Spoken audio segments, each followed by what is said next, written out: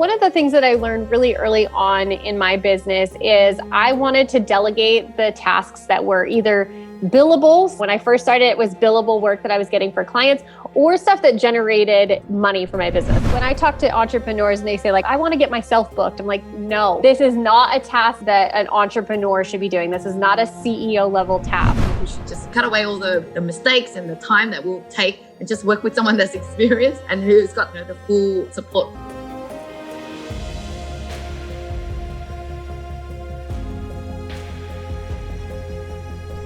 If you want to get your brand out there and get featured on other people's podcasts, then this video is perfect for you. Hi, it's Linh Podetti here, founder and CEO of Outsourcing Angel. Now, today's guest is Kristin Molenaar, who is the CEO of yesbossVA, and she specializes in helping business owners get featured on other people's podcasts to build their brand. Now, Kristin is going to share with you tips on what you can get your virtual assistants to do for you to help get your brand out there so you can attract more opportunities and sales. VAs not only can free you up time, they can also be beneficial in bringing you more money in if you assign them on high ROI tasks like what we will be sharing with you in this video. Hey Kristin, so good to have you here. Hey Lynn. I know that we both run VA agencies before or still do. The important part is like how do you actually get VAs to work on the most important tasks so that we could get the best return on investment. And I want to bring you on today because you have an amazing service it's to do with podcast outreach. And I want you to explain to me and my audience of how to actually best use your VAs to, bring that return on investment as a business owner. One of the things that I learned really early on in my business is I wanted to delegate the tasks that were either billable. So, when I first started, it was billable work that I was getting for clients or stuff that generated, money for my business. So like marketing, sales, something in that arena. And to be honest, I happened upon the task of podcast outreach. I happened upon it very organically, not even knowing that it was going to happen. In 2018, I told my team that I wanted to be a guest on podcasts because I wanted to start talking to entrepreneurs about uncomplicating entrepreneurship. And what ended up happening is I spent 6 months sitting on this. I want to do this. I sat on the idea for 6 months. And what I noticed was that I had a lot of fear surrounding it. I knew that it could benefit my business, but I had all kinds of mindset issues surrounding it. And I had imposter syndrome going on.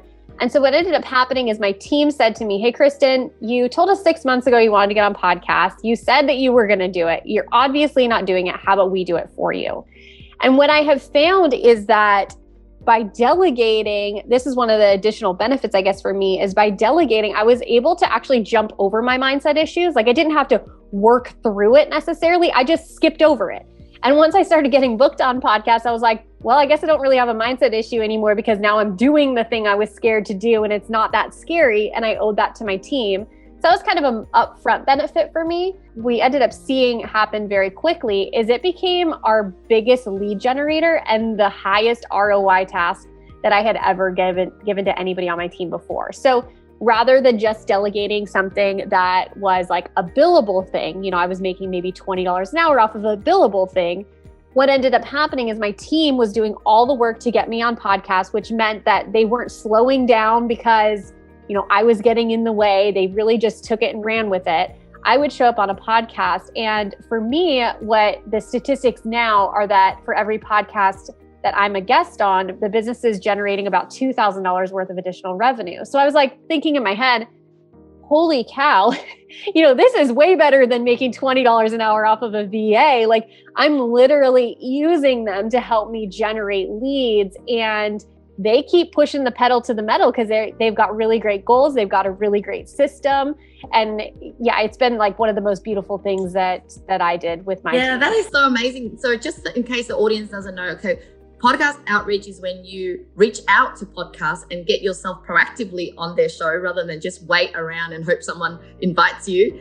And then what would be the benefit of doing this strategy compared to, the other most things people do, which is, social media and email marketing, etc. Yeah. So what I have found, and the reason that I think this works so well is with being a podcast guest, you are attracting a very, very warm audience. Number two, you're networking with people that are in very connected spaces. So if you think about the podcast host, somebody that's a podcast host is somebody that is, not only are they connected to the people in their circles that they sell to, so like their email list or their listeners, but they're usually people that are plugged into like mastermind groups. Like you, Lynn, you have like certain mastermind groups and like people in your personal network that you're connected to.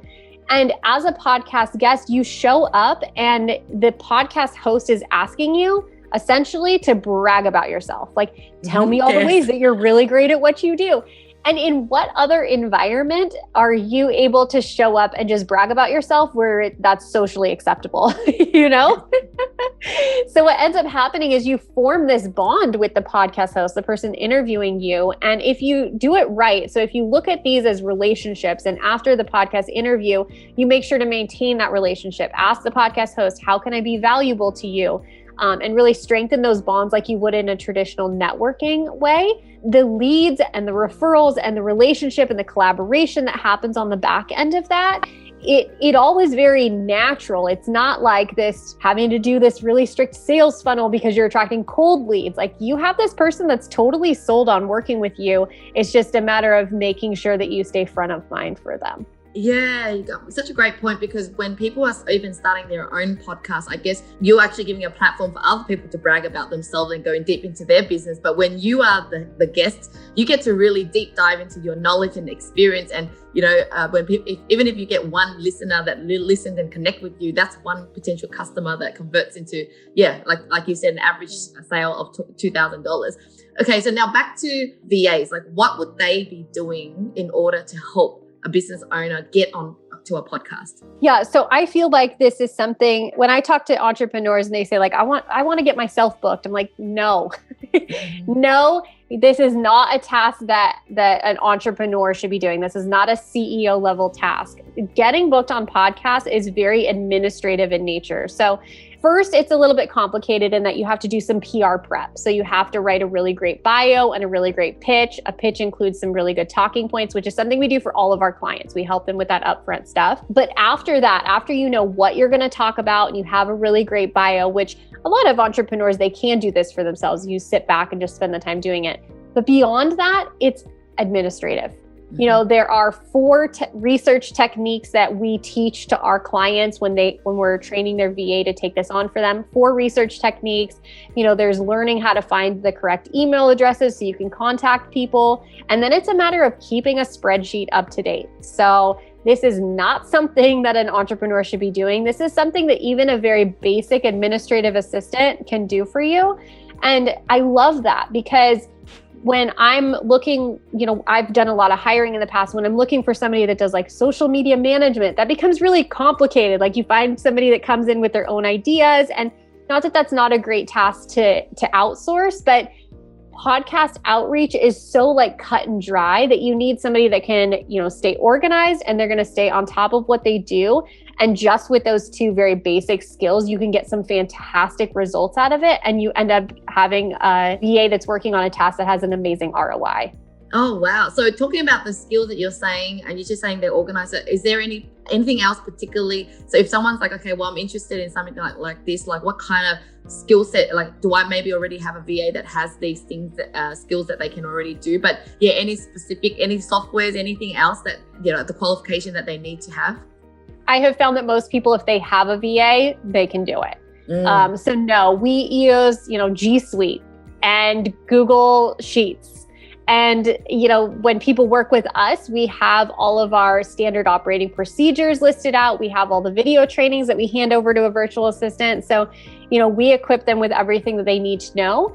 And then another thing that we like to provide to our clients is some KPIs, so key performance indicators, so that you can manage your virtual assistant. So, how many leads should they be finding, or a lead is somebody like to reach out to in my language right now. So how many leads should you be finding every hour? And for every 100 pitches that you send, how many people are supposed to not respond to you? Because a lot of them are not going to respond to you. What is that average? And based on these numbers, what do we need to change in the pitch? So we really equip our clients as well with those like management numbers, which a really good VA, somebody that has been working more with like performance indicators and maybe somebody in project management, that kind of VA may be able to understand that stuff and do it for themselves. But even if they can't, it's very simple to manage somebody with this stuff by just asking them to share a spreadsheet with you.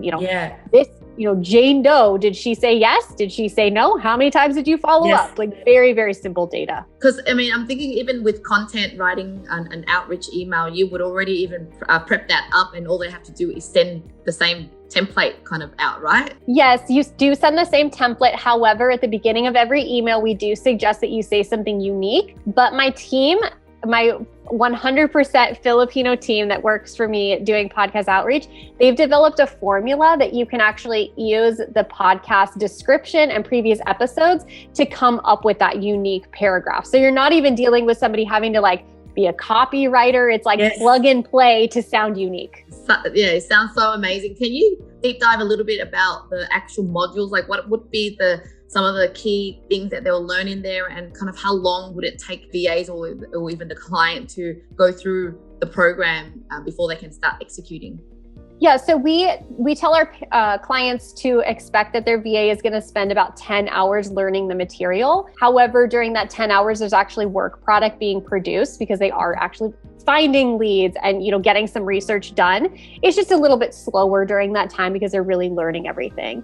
So for us, there's a few different modules. The first one has to do with research techniques. That's a big one. Like, how do you find relevant podcasts? And I think a lot of people think just open iTunes and start looking through, the top people on iTunes. Well, that's not going to be very effective because the ones that are popping up in iTunes are going to have a lot of competition because that's what a lot of other people are doing. So what are the other research strategies to find podcast hosts that are going to be a good fit for you? We also have a module that has to do with organization. So how to actually keep track of all of the leads.